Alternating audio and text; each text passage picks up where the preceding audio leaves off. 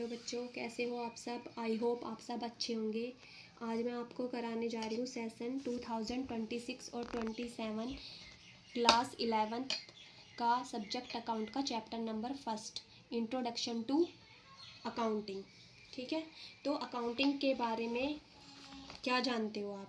Accounting word आपको थोड़ा नया नया लग रहा होगा, बच्चों को नहीं पता तो मैं बताती हूँ क्या होता है accounting.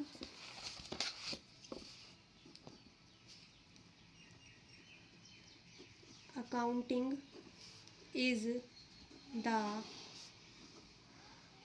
language of business। Accounting क्या है, बिजनेस की लैंग्वेज है। ठीक है, तो मैं आपको एज अ डायग्राम समझाने की कोशिश करूँगी। जैसे ये क्या हो गया हमारा कंट्री इंडिया। इंडिया में जैसे अलग अलग स्टेट हैं, जैसे पंजाब, तो पंजाब की लैंग्वेज क्या है, पंजाबी। और जैसे यूपी, तो यूपी की लैंग्वेज क्या है, हिंदी। ऐसे ही अकाउंट की क्या है, ऐसे ही बिजनेस की अपनी लैंग्वेज क्या है, अकाउंटिंग।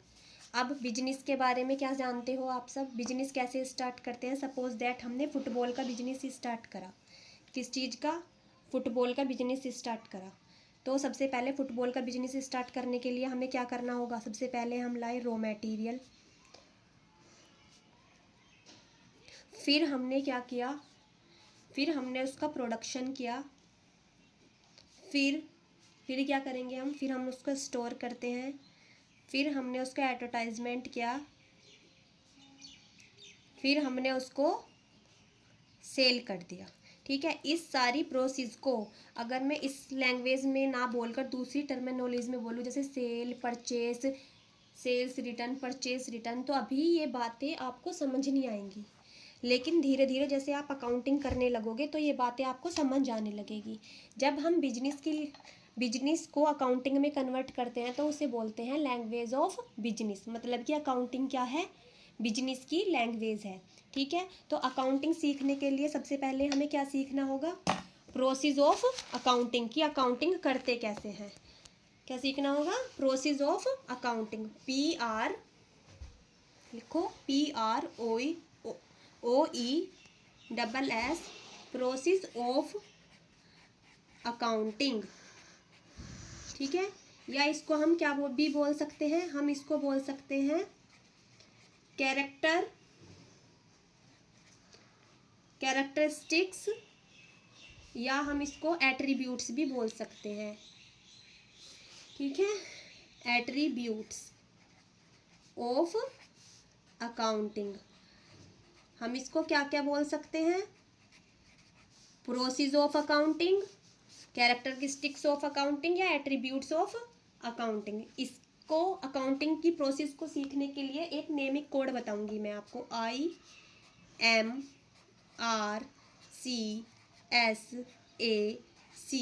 आई, ये हमारा हो गया फर्स्ट पॉइंट। तो आई का मतलब क्या होता है, आई का मतलब होता है identification, IDENTIFICATION, identification of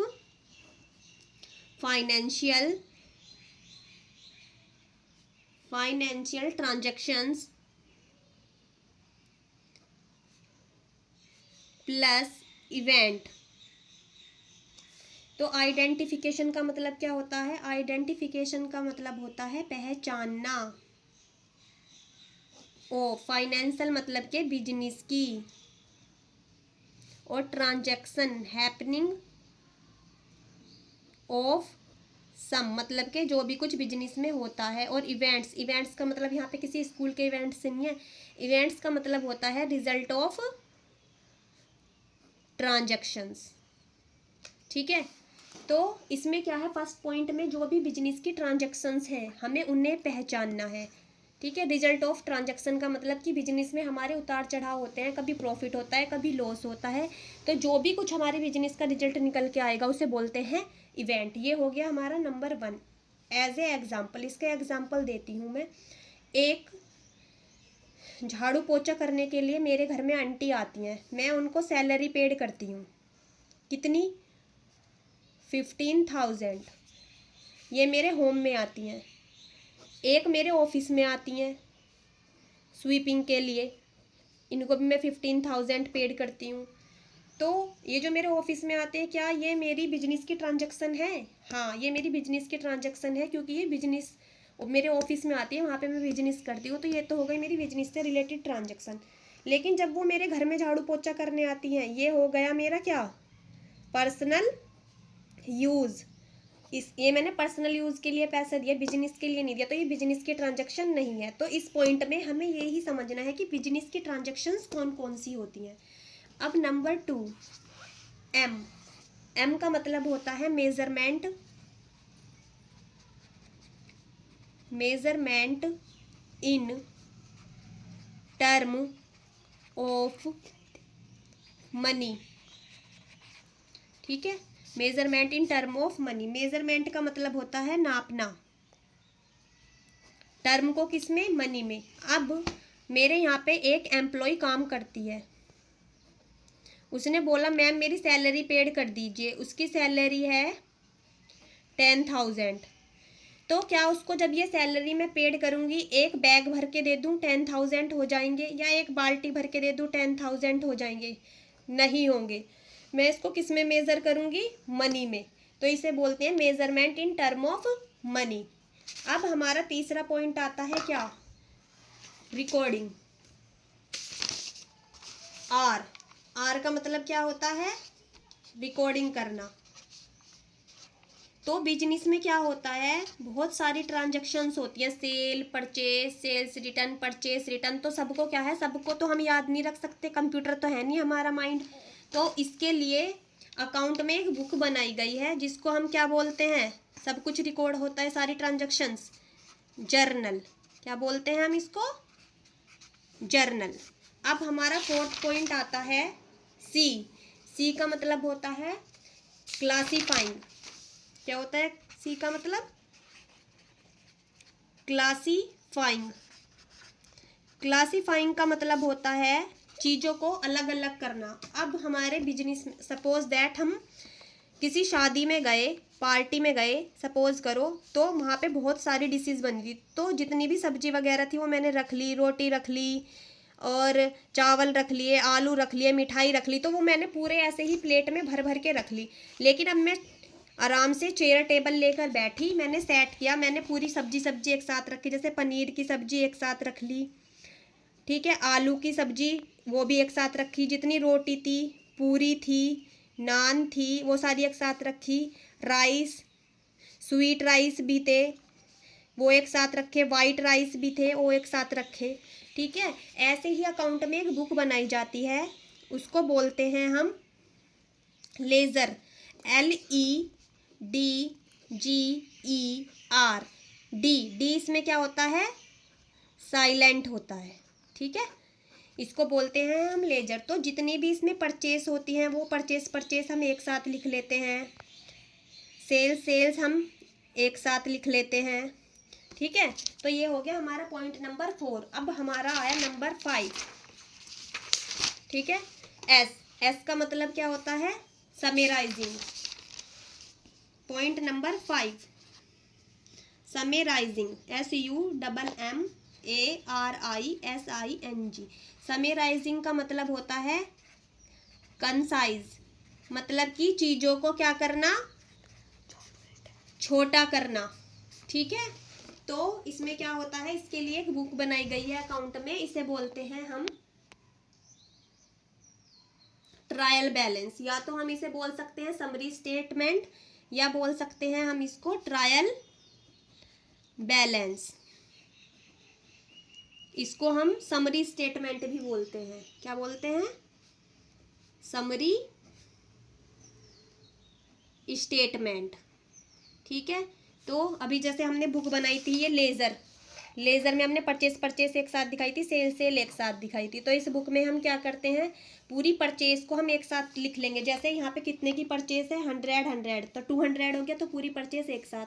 cell भी 200 की थी, एक साथ लिख ली। ठीक है, तो ये होता है समराइजिंग। यानी कि छोटा कर लेते हैं हम। फिर हमारा 6 पॉइंट आता है, 6 पॉइंट है हमारा ए का मतलब होता है analysis and interpretations, ANALYSIS and interpretation,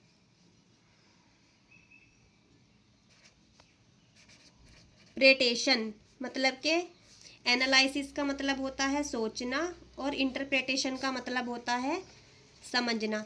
suppose that हमने एक बर्गर का बिजनेस क्या करा, स्टार्ट करा बिजनेस, ठीक है।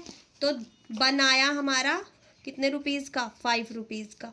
ऑनियन लगी हमारी 1 रुपीज़ की, टमाटो लगे हमारे 1 रुपीज़ का, केचप लगा हमारा 1 रुपीज़ का, तो टोटल कितना हो गया हमारा 8 रुपीज़।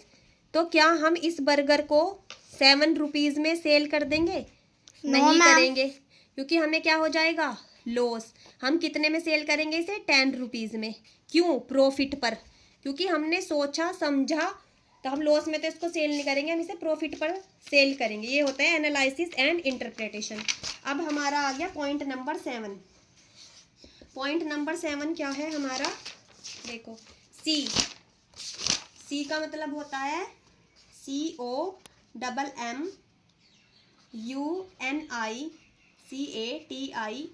कम्युनिकेटिंग टू यूजर्स, यानी कि यूजर्स को बताना। अब हमारे यूजर्स कौन कौन होते हैं अकाउंट में। आज मेरी बेटी सुबह मॉर्निंग में कहाँ गई, स्कूल गई, उसकी फ़ीस डिपॉजिट नहीं थी, तो उसने मेरे से आके बोला कि मम्मी मैम ने बोला है अगर आपने मेरी फ़ीस डिपॉजिट नहीं करी तो मैम मुझे कल एग्ज़ाम में नहीं बिठाएगी। तो उसको ये बात बतानी मुझे बहुत ज़रूरी थी। ऐसे ही अकाउंट में भी यूज़र्स होते हैं, कौन कौन होते हैं, जैसे गवर्नमेंट, एम्प्लॉई, बैंक, क्योंकि गवर्नमेंट को हम क्या देते हैं, टैक्स। एम्प्लॉय को हमें क्या देना पड़ता है अगर प्रॉफिट होता है तो, बोनस। और बैंक से हम क्या लेते हैं अगर ज़रूरत पड़ती है तो, लोन। हमारे बिजनेस में प्रॉफिट या लॉस जो भी कुछ होता है तो हमें अपने यूजर्स को बताना ज़रूरी होता है। आज का हमारा वीडियो यहीं समाप्त होता है। अगर आपको मेरा वीडियो लेक्चर पसंद आया हो तो प्लीज़ कमेंट कीजिए, सब्सक्राइब कीजिए। Thank you.